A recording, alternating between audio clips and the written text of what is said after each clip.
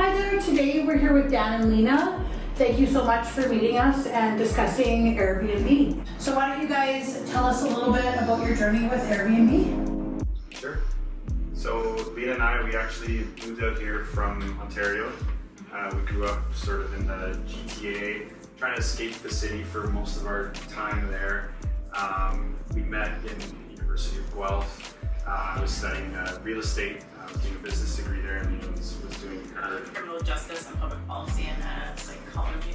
So yeah, a lot different than what we're currently doing. Yeah. I mean, since then I got into engineering, civil engineering, and got a background in building science. I do a lot of construction work and work with existing buildings as well, fixing them up and that kind of stuff.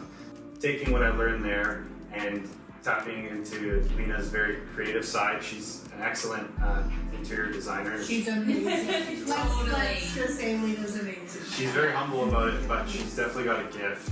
Yeah, so we kind of like joined our skills together, and we decided to get into Airbnb property management. So Dan, give me your elevator pitch for your retreat vacation rentals. So retreat vacation rentals and property management. We've been running for a few months now, and it's just been crazy the amount of demand that we've got. But basically, yeah, there's definitely a lot of demand here on the island. And basically, what we provide is an all-in-house service from getting your property staged, cleaned, set up, put on Airbnb, Photos. to photographs, full customer guest communications. We also work with curating really cool and unique guest experiences. It's something that we've got in the works. But we take care of everything from the property side of things for the homeowner. So essentially, if you're a vacation homeowner, you spend part of the time of the year here in Campbell River, and you might want to be traveling throughout the year, but you don't want your house sitting vacant, because that can sometimes be an issue onto its own with insurance companies and whatnot. But also, you want to make full use of the home. You want to get some income out of it. Airbnb is certainly the way to go, and we take care of everything. So cleaning, like I said, guest communications, yard upkeep, restocking consumables. There's essentially nothing that the homeowner has to worry about.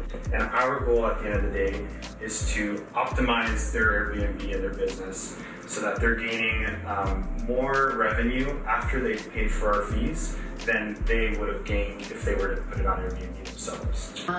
We know that you've got such a beautiful design style, and I'm really curious for the other properties that you manage that aren't your own. Do you help out homeowners with that and making sure that they're staged and they have everything that you need set up for an Airbnb? So with some gentle nudging from Anita, I've gone ahead and started a diploma program with the Design Institute. Good for you. Just starting to do that. Awesome. So I do help with staging. So the new properties that we're onboarding, for example, I talk to them often. I'll send them photos. We'll go back and forth about what type of design that the home would look nice in, and I get them to do a little bit of upgrades. Maybe get it a bit more modern, and then we get a photographer to come in, and I will go and stage it. So typically, I like to put out wine glasses. I'll put out all the throws. We get the fireplace on. I'll put wine glasses on the fire table just to get the feel, so that when people are moving through the photos, they're like, wow, I really just want to stay at that place and I can see myself there. So it's just about getting homeowners to see the value in all of that. And I think they do. And it definitely, once you stage a property, I think it just shows better. Most people will book an Airbnb simply by the photos. And then once you do that, it just helps a lot in terms of getting your listing noticed and having people constantly be booking all the time. Absolutely, and that's one thing I noticed with you from the first time we met when I sold your guys' personal property, is you have so much passion for design and you're so good at it, and that's why I was like, this is your true potential, you need to follow that. I love it. It's because it was something that I kind of just did on my own spare time. I was a bit of a Pinterest junkie, right? obviously I was doing something completely different before. I was a social worker, but I felt like I just wasn't able to be creative in my line of work.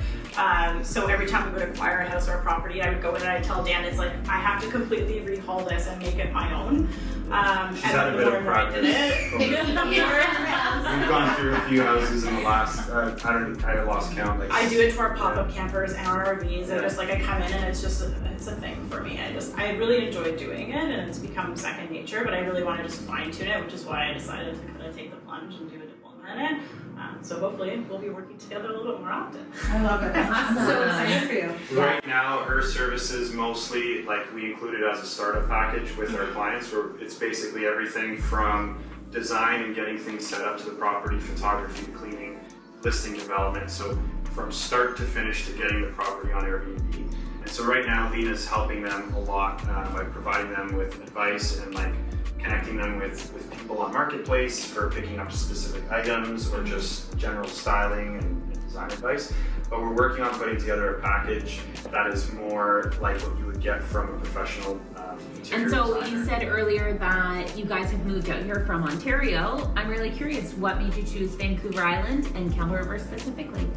Campbell River specifically, we just fell in love with everything. The trees here, The views the when view. when you start coming in are just, I think they're some of the nicest ones on the island. The So. first time I drove into Campbell River was for work, and I was driving up Dogwood, kind of right where the Beaver Lodge Lands is, and I remember thinking, wow, the trees here are so big.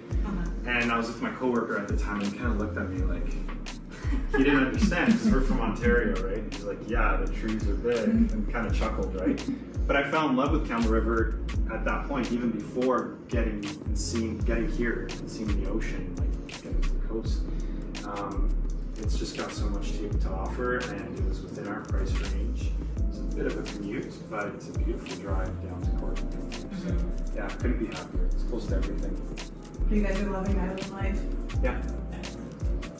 And I know that Airbnb is going to come with all sorts of interesting stories, so I'm really curious to hear about some of the funniest things that have happened to you guys, or the most bizarre things that you've come across. Yeah, so we did have a group come in once. It was a group of like, they're in their early 20s.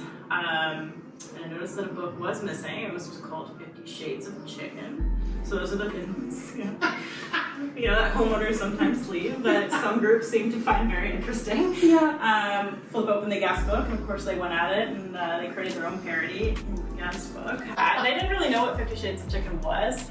So I did take a look at, the Amazon write-up, and as I was like flipping through the preview, I was like, oh, this is what this is. Yeah, it's a good book. It's supposed to be a good book. Oh my god. But written like as a funny parody, right? But of course, a group of 20-year-olds would come and be like, oh, this is real funny, right? Oh yeah, exactly. Anyways, they liked it enough to keep it, so. That's awesome.